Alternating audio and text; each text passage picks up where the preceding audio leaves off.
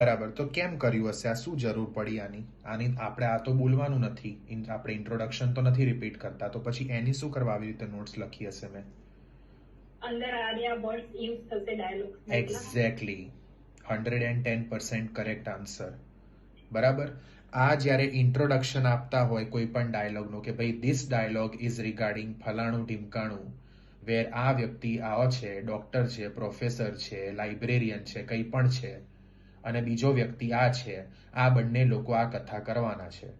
આ જ્યારે આપણે સાંભળીએ ને ઇન્ટ્રોડક્શન, ત્યારે આપણે આરામ નથી કરવાનું, કેમ કે એનું ટ્રાન્સલેશન નથી કરવાનું. ના, એ વખતે આપણે સમજવાનું છે. એકદમ ઝોનમાં ઘૂસી જાઓ.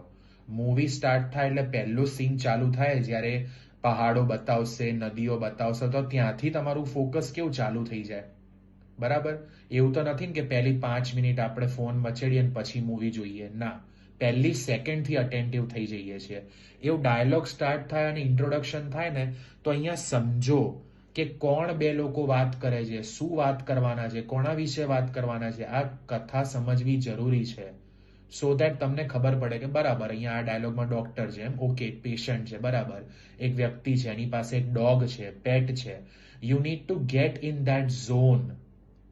બરાબર. અને જે પણ તમે વર્ડ સાંભળો ને, જેમ કે વેટ ડોક્ટર, વેટ એટલે વેટરનરી ડોક્ટર, પ્રાણીઓનો ચિકિત્સક, બરાબર, કાં તો પ્રાણીઓનો તબીબ. ઓકે. તો વેટ ડોક્ટરનું મેં શોર્ટ ફોર્મ બનાવી દીધું.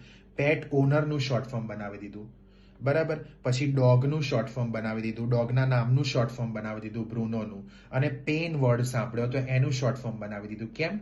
કારણ કે આ બધા વર્ડ્સ ડાયલોગમાં શ્યોર 100% આવવાના છે. પેન, ડોગ, પેટ, ડોક્ટર.